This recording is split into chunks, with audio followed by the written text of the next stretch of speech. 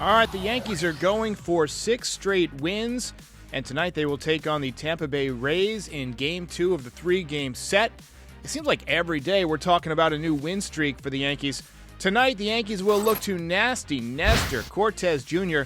He is 5-2 on the season. He had kind of a tough outing last time against the Twins, but I think he might bounce back. Overall on the season, 1.96 ERA, 71 strikeouts in 64 and a third innings pitched. He's crafty, he's fun, he's funky, and he's rocking the great mustache. Brings a ton of energy to the stadium, and he's just the type of guy that you want trying to extend a winning streak, and I think he's going to be up to the task. All right, the last time that we did a Nostra Derek prediction was Friday night, and it was that the Yankees pitching would allow 3 or less runs. That was a hit. That takes the batting average for the season up to .486, 18 for 37. Tonight's prediction, I think Nestor Cortes is going to bounce back from a tough outing. It was his first really tough outing of the year, and I think he's going to put it behind him and pitch really well tonight. The Yankees are facing a good pitcher themselves, so Nestor is going to have to be on his game, and I think he's going to allow 2 or fewer runs.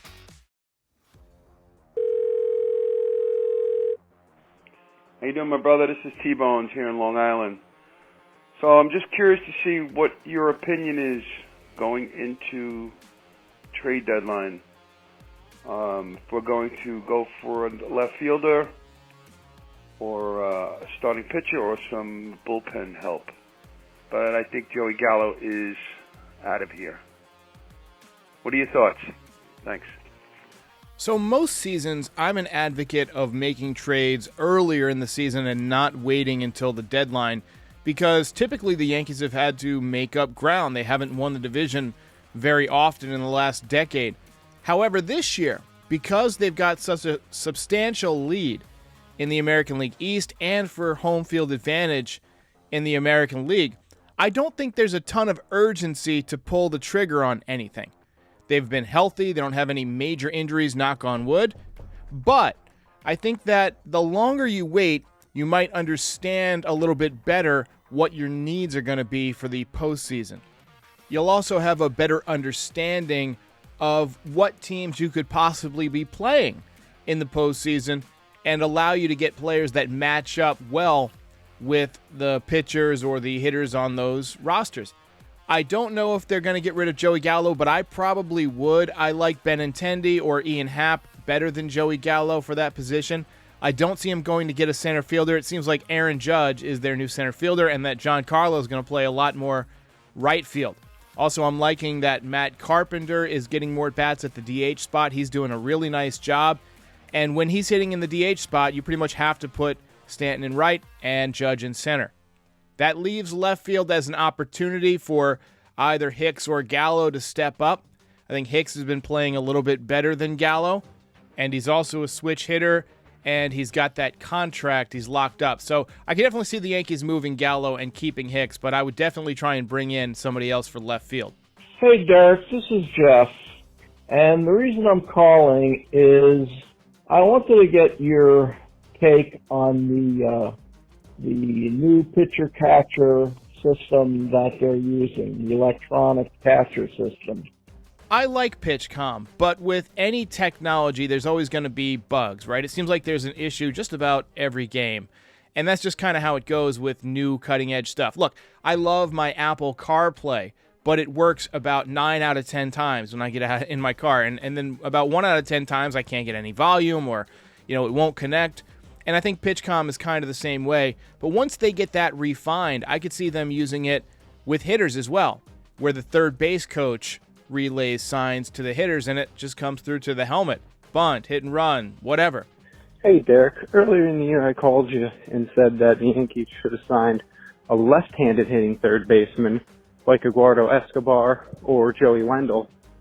Well, guess what? Now they have it. Matt Carpenter.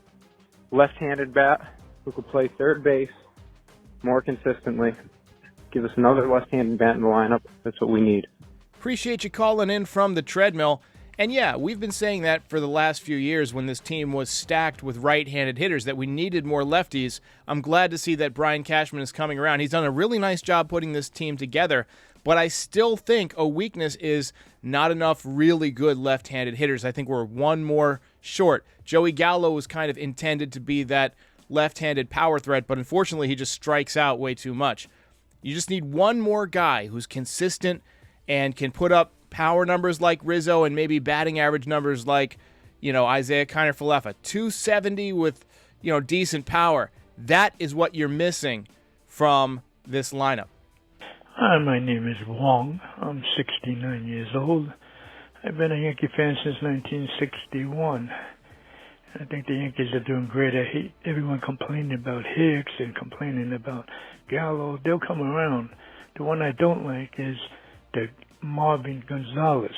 I'd rather have LaCastro back. So if you can find out about LaCastro again, we need some speed on this team. I actually think Marwin Gonzalez is a very useful player because he can play all over the field. He's a really slick shortstop.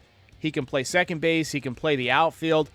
Tim LaCastro has mostly played the outfield with the Yankees, and he's an essential pinch runner. I think you'll see him on the playoff roster where one run can steal you a victory or even steal you a series, as we saw with Dave Roberts. Right now he is in AAA, and he is getting reps down there, but he is not injured anymore, so we may see him back at some point soon.